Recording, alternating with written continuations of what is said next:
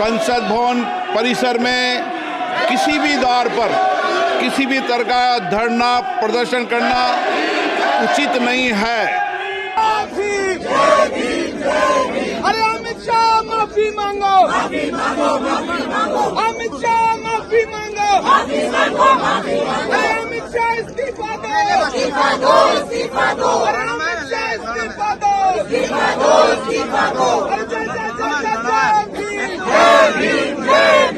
असली भावना निकल आई है, जो अंबेडकर जी के प्रति इनकी असली भावना है वो निकल आई है, इसलिए अब ऑपोजिशन से डर रहे हैं। जो अपमान की तरह भाषा इस्तेमाल हुई उस पर माफी मांगनी चाहिए और शब्द वापस अपने लेने चाहिए। राहुल गांधी जी भीतर में थे, मैं बुला के लाया राहुल गांधी जी को। अरे सारा सीसीटीवी फुटेज है, जांच कर लो। हमारी मांग यही है कि गृह मंत्री जी इस्तीफा दे। बाबा साहब अम्बेडकर का अपमान सही नहीं। हमारे भगवान का अपमान किया है तो उनको इस्तीफा देना चाहिए। भाजपा ही नहीं, उनके समर्थक दल भी दलित विरोधी हैं और समय आने पर इन सब का हिसाब किया जाएगा। रियलिटी ये है, इन्होंने अंबेडकर जी का अपमान किया है, उसकी अपॉलॉजी होनी चाहिए और रिजाइन करना चाहिए होम मिनिस्टर को। और जो मेन मुद्दा है जिसको ये मिटाना चाह रहे हैं, घुमाना चाह रहे हैं, मेन मुद्दा है कि नरेंद्र मोदी जी के मित्र अदानी जी के खिलाफ यूनाइटेड स्टेट्स में केस है, उनको वहां इंडाइट किया गया है और अदानी जी को नरेंद्र मोदी जी हिंदुस्तान बेच रहे हैं। यह मेन मुद्दा है और इसकी डिस्कशन ये लोग नहीं चाहते हैं। ये सरकार अडानी जी की चर्चा से डरती है, ये किसी भी चर्चा से डरती है। अब ये जानते हैं कि इन्होंने जो किया, इनकी असली भावना निकल आई है, जो अंबेडकर जी के प्रति इनकी असली भावना है वो निकल आई है, इसलिए अब ऑपोजिशन से डर रहे हैं, क्योंकि हम इस मुद्दे को उठा रहे हैं, क्योंकि ये इस मुद्दे से जुड़ा पूरे देश का हित है।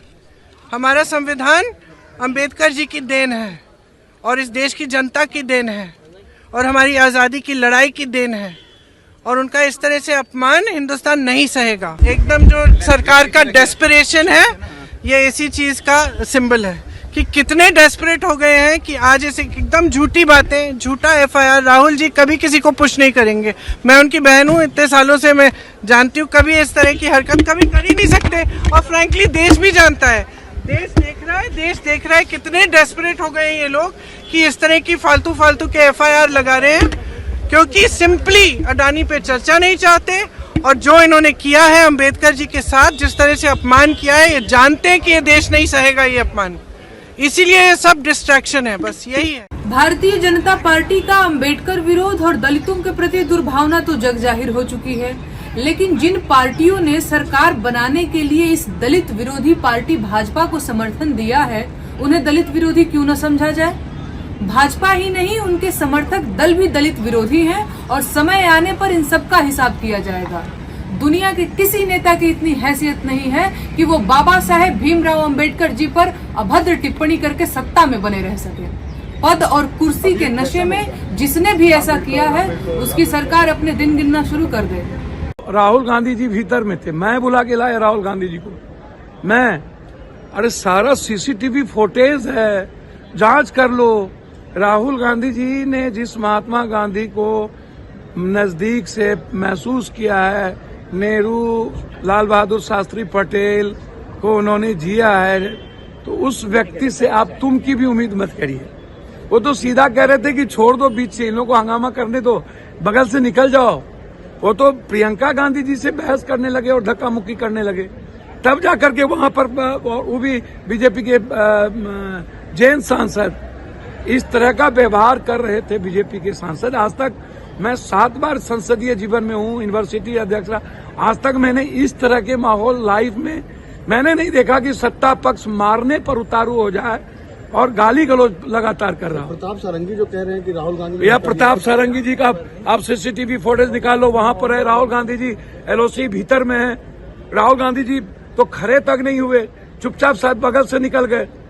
भैया जहां ये झूठ भी दुनिया को, देश को पता चलना चाहिए कि इन लोगों का आचरण प्रियंका गांधी जी को धक्का करने का किस तरह बात कर रहे थे।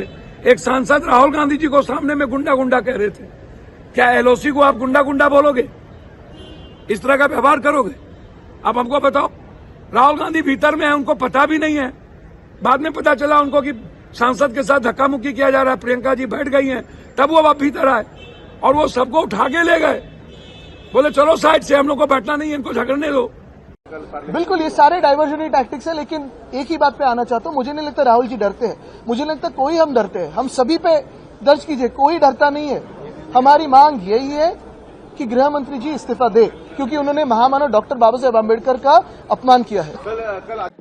एक बात तो हमें और आपको ये समझनी चाहिए, मैं पिछले कई वर्षों से और खासकर उत्तर प्रदेश में देख रहा हूं, भारतीय जनता पार्टी का एक बहुत सोचा समझा मॉडल है कि वो पहले अनकॉन्स्टिट्यूशनल काम करते हैं, गैर कानूनी काम करते हैं, और अगर आप उसमें विरोध करने आते हैं तो प्रशासन से, शासन से आपके खिलाफ कार्रवाई करते हैं।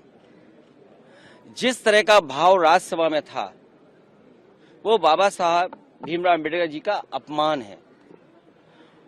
न केवल हम समाजवादियों के बल्कि पूरे देश के शोषित, वंचित, पीड़ित, अपमानित लोग और जो समाज में सबसे पीछे छूट गए थे, उनके लिए आज भी वो पूजनीय हैं। आप किसी भी गांव में चले जाएं पूरे देश में, आज भी बाबा साहब को पूजने का काम गांव के लोग करते हैं। गरीब, हर समाज के लोग उनको भगवान की दृष्टि से देखते हैं। तो इस तरह की भाषा का इस्तेमाल करना न केवल निंदनीय है, बल्कि शब्दों को वापस लें और माफी मांगने की जो विपक्ष की बात है उसको मानना चाहिए सरकार को। और सच्चाई तो ये है कि जो व्यक्ति माफी मांग लेता है वो बड़ा होता है। माफी मांगने वाला व्यक्ति हमेशा बड़ा होता है। ये जो कलयुग आया हुआ है, हालांकि वो मैं नहीं कह सकता हूं कहां से शुरुआत हुई थी, लेकिन भगवान श्री राम ने के अलावा जो हमारे भगवान हैं, भगवान श्री कृष्ण ने जब अपने प्राण छोड़े तब कलयुग शुरू हुआ। आखिरी शब्द भी यही थे जब उनको तीर लगा कि डेस्टिनी थी, ये माफ कहना चाहिए, भूल जाना चाहिए इस चीज को।